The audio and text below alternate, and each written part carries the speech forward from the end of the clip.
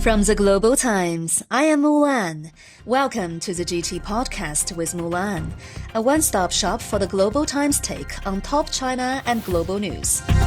In today's podcast, with the entire world watching closely, the leaders of China and the US concluded a high-stakes meeting in San Francisco, reaching a number of consensus on topics ranging from AI to military communication. There are plenty of dire depictions and predictions about the Chinese economy in Western media. But on the ground in China, the country's economic recovery continues to pick up pace. The Western media have been relentlessly smearing boarding schools in southwest China's Xizang.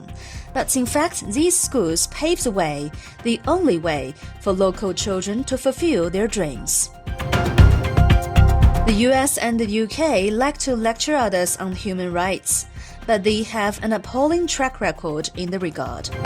In Chagos, a small archipelago in the middle of the Indian Ocean, they committed crimes against humanity.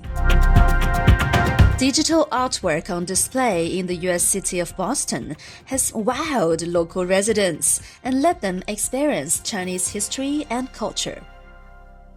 Chinese President Xi Jinping met with US President Joe Biden in San Francisco and had a candid and in-depth exchange of views on strategic, overarching, and directional issues concerning China-US relations, as well as major issues concerning world peace and development.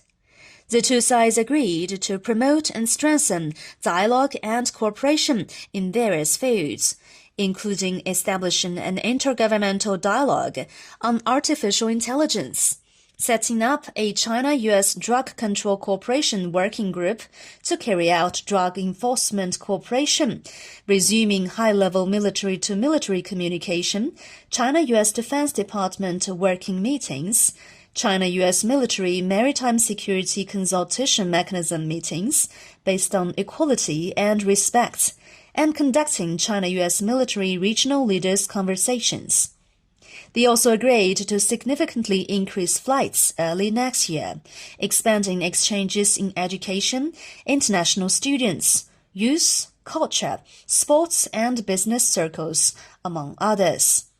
During the meeting, Xi said that China and the US cannot turn their backs on each other, and it is unrealistic to try to change the other, and the consequences of conflict and confrontation are unbearable for anyone.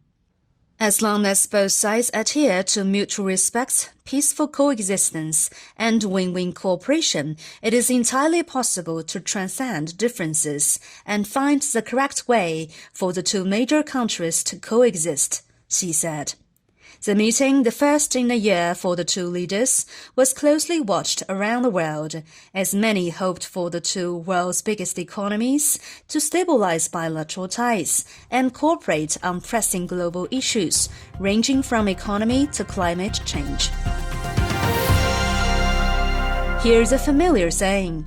Many foreign media persistently draw a dire picture for China's economy, and the Chinese economy repeatedly proves them wrong. That familiar saying was on display again this week. China reported better-than-expected retail sales and industrial data for October, underscoring that the world's second-largest economy has been running on abundant steam to maintain the strong recovery momentum throughout the year. In October, China's value-added industrial output increased by 4.6% year-on-year, beating market expectation of 4.3%. According to official data. Retail sales logged a stunning 7.6% growth in October in year-on-year terms, compared with a 7% growth forecast. It is significantly higher than September's 5.5% expansion.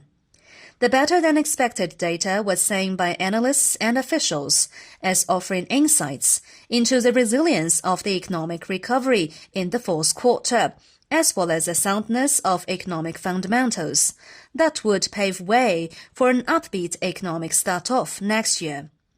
China's economy has maintained an upward recovery momentum in the first 10 months, laying a solid foundation for achieving the full-year social economic development target. Liu Aihua, a spokesperson for the National Bureau of Statistics, said. This year, China has set a growth target of about 5%, which would make the Chinese economy the world's fastest-growing major economy again. Majestic snow-capped mountains, vast grasslands, and deep gorges. The picturesque landscapes of southwest China's Xizang autonomous region, so admired by global tourists, could otherwise pose barriers to local children's access to modern education. Given the harsh local conditions, boarding schools have emerged as the optimal choice. Nearly 40 years of practice has proved that boarding schools can provide equal access to quality education for students across the region. Parents told the Global Times that boarding schools provide care and opportunities for their children that they could not offer themselves. Still, boarding schools in Xizang have become a target of Western media in their relentless smear campaign against anything Chinese. A Tibetan scholar who attended boarding schools said that this is the most effective way for Tibetan children to succeed and see the world. For some children, it is the only way. The malicious smearing of Xizang's boarding schools is a great injustice to these children. For Oliver Bancourt, no road leads home. Bancourt is from Chagos, a small archipelago in the middle of the Indian Ocean, formerly known as the British Indian Ocean Territory. Bancourt lived in Diego Garcia, the largest island of the Chagos archipelago.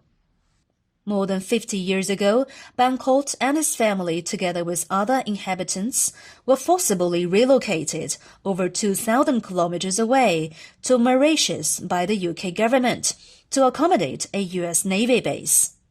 Over the years, as a leader of the Chagos refugees group, Bancourt has spoken to people around the world, asking them to support their struggle to return home and to be compensated. In an interview with the Global Times, Bancourt said that what the UK and the US have done is unfair and represents a crime against humanity. After years of struggle, there are hopeful signs.